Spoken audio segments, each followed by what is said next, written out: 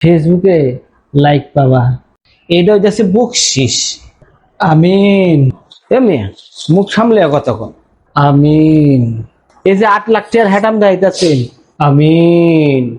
হ্যাঁ হ্যাঁ, সুরের মুখে সুদের গল্প। অট্টে হার গরুর কিনার মাংস যদি ভাই। আরে রিফন ভাই, এবার আঠে গিয়া এমন একখান গরু কিনুম না, পুরা এলাকার লোকে ভাইব্রেশন হয়ে যাব। নগদ 8 লাখ টাকা ক্যাশ লইয়া পকেটে ঘুরতেছি, বুঝছেন? ধর্মী 8 লাখ টাকা পকেটে নিয়ে এত চিল্লাইতেছেন কে? আঠের দালালেরা আপনারে দৌড়ে গুঁড়ো বানিয়ে দিয়ে ছাগল এক্সপোর্ট করে দিয়ে দিব। আমার হিসাব হইতেছে এবার আঠে গিয়া 7.5 লাখ টাকার বাজেট করছি। তবে আমি কিনুম একদম ওজনে ভারী কুচওয়ালা একটা মহিষ। ওরে আমার লাখপতি ভাইয়েরা, তোমরা তো খালি টিহার গরম দেখাও, আমার বাজেট কত জানো? আনলিমিটেড। আঠে যামো যেটা সবচেয়ে চকচক দপদপ সাদা, ওই বাহুবালিটারে কিনুন। কিনে বাজার দিয়ে দূরে দূরে টানতে টানতে হোম। ওই জিহাদ, তোর বাজেট আনলিমিটেড মানে কি রে? তুই তো বেকার, আর তোর বাপেরও তো এত টাকা পয়সা নাই, এত বড় গুঁড়ো কিনবি, টিহা কোনে পাবি তুই?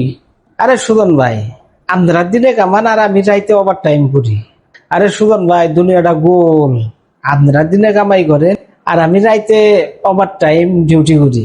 গত কয়েক রাতে বড় বড় 4টা প্রজেক্ট সাকসেসফুল হয়েছে, বুঝছেন সুজন ভাই? নগদ না, ও বড় বাজেট মানে ওই পাশের বাড়ি গ্রামে মতিন মিয়ার বাড়িতে সিংগাটা, আর বাজারে কাপড়ের দোকানে ক্যাশ বাক্স সাফ করা। ওরে আমার সুর বাইরে, সুরের টিয়া দে বড় গরু কিনার স্বপ্ন। মুখ সামলে রিপন ভাই, আমি নয় চুরি করি, কিন্তু আপনি কি করেন? গরিব মানুষের চড়া সুদে টাকা দিয়ে তাদের ঘর বাড়ি ভিটা বাড়ি সবকিছু লেখা নেন। এবার কুরবানি হাটে যে 7.5 লাখ টাকা নিয়ে যাইবেন, ওটা কি আপনার বাপের কামাই? ওটা তো গরিব মানুষের রক্ত চোষা টাকা। সাব্বাস জিহাদ, তোর কথাটা শোনার পরে কলজাটা একবারে ঠান্ডা গেল। এই রিপন একটা আস্ত রক্ত চোষা ঘুষখোর। অট্টে হার গরুর কিনার মাংস যদি ভাই, মুখ দিয়ে তো সুদের গন্ধ কইব রে। হ্যাঁ হ্যাঁ, সুরের মুখে সুদের গল্প আর ঘুষখোরের মুখে ধর্মের বাণী। সুজন ভাই, আপনি যে এত বড় বড় কথা কইতাছেন, আপনি নিজে কি সরকারি ফাইল আটকে দিয়ে মানুষের কাছ থেকে টেবিলের তল দিয়ে টাকা নেন না? এই যে 8 লাখ টাকার হ্যাটাম দেখাইতেছেন, এর একটা টাকাও কি হালাল? এমনি মুখ সামলে কতক্ষণ, এটারে ঘুষ বলে না, এটা হইতেছে বকশিস। আমি ফাইলটা তাড়াতাড়ি করে ছাড়িয়ে দেই, মানুষে খুশি হয়ে কিছু দেয়, ওইটি হ্যাঁ নিয়ে আঠে যাবো। আরে সব থেকে বড় গরুটা কিনে রাস্তা দিয়ে আইটা আসবো, পুরা এলাকার মানুষ আ করে তাকিয়ে থাকবো আর বলবো, ওই দেখ সুজন সাহেবের 8 লাখ টাকার গরু যায়। ফেসবুকে ছবি তুলে দিলে 1000টা লাইক করবো। বাহ বাহ বাহ, একজন ঘুষখোর, একজন সুদখোর, আর আমি চোর। আমরা 3 জনে যাচ্ছি হাটে গরু কেনার জন্য, হাটে সব থেকে বড় গরু কেনার জন্য, শুধু মানুষকে দেখানোর জন্য আর নিজেদের বড় করার জন্য।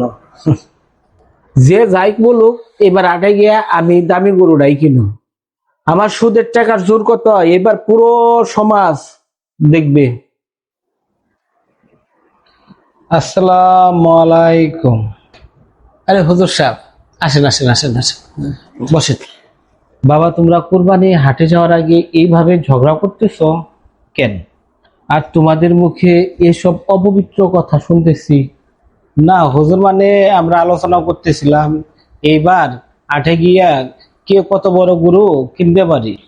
আমি দূর থেকে তোমাদের সব কথাই শুনছি। সুজন সাহেব, আপনি ঘুষের টাকায়, রিপন তুমি সুদের টাকায়, আর জিহাদ তুমি চোরের টাকায় হাটের সব থেকে বড় গরু কেনার প্রতিযোগিতা করতেছ, আর নিয়ত করেছ মানুষকে দেখাবা, ফেসবুকে লাইক পাবা। তোমরা কি জানো কোরবানি আসলেই কি? কোরবানি সমাজের কোনো স্ট্যাটাস বা বড় গরু কেনার প্রতিযোগিতা না। মহান আল্লাহ তাআলা পবিত্র কোরআনে স্পষ্টভাবে লিখেছেন যে এগুলো গোশত এবং রক্ত, বরং তার কাছে পৌঁছায় তোমাদের তাকওয়াত বা পরহেজগারি। সূরা হজ ৩৭। হুজুর, বড় গরু কিনলে কি কুরবানির বেশি কবুল হয়? একদম না। কুরবানির প্রথম শর্ত হলো উপার্জিত উপার্জিত টাকা শতভাগ হালাল হতে হবে এবং নিয়ত ঠিক রাখতে হবে এবং মন পরিষ্কার রাখতে হবে। টেবিলের তলায় ঘুষের টাকা, গরিবের রক্ত চোষা সুদের টাকা আর মানুষের হক নষ্ট করে চোরের টাকায় যদি হাতির সমান গরু কিনে কুরবানিও দাও, আল্লাহ তাআলার দরবারে তার মূল্য শূন্য। আল্লাহ মহান, আল্লাহ পবিত্র, তিনি হালাল ছাড়া কোনো কিছুই গ্রহণ করে না। হুজুর, তাইলে আমাদের এই বড় গরু কেনার নিয়তটা কি ভুল? তোমরা বড় গরু কেনার জন্য অস্থির। তোমাদের লোভ লালসা, মানুষকে দেখানোর চিন্তা, লোক দেখানোর চিন্তা নিয়ে যদি কোটি টাকারও গরু কোরবানি দাও, আল্লাহ তাআলার দরবারে সেটা কবুল হবে না।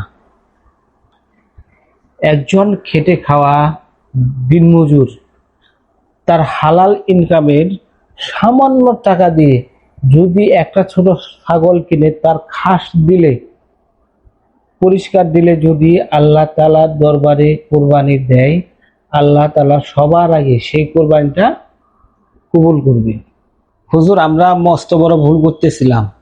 অহংকার আর মানুষ দেখানোর চক্করে পাপিষ্ট হয়ে যাচ্ছিলাম।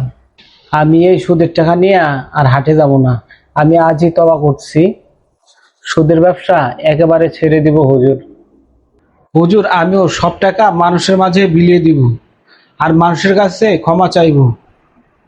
আমি হালাল পথে চলবো, হালাল টাকা ইনকাম করব। আলহামদুলিল্লাহ, কুরবানি আমাদের ত্যাগ আর আত্মসাধি শেখায়। আসেন আসেন আমরা এই সমাজ থেকে লোক দেখানো, হারাম কামাই উপার্জনের সংস্কৃতি দূর করি, নিজের মনকে পরিষ্কার করি, হালাল পথে চলি, হালাল টাকায় কোরবানি দেই। তবে আমাদের কোরবানি সার্থক হবে। আল্লাহ আমাদের সকলকে খাঁটি নিয়তে কুরবানি দেওয়ার তৌফিক দান করুক। বলেন আমিন। আমিন, আমিন, আমিন, আমিন।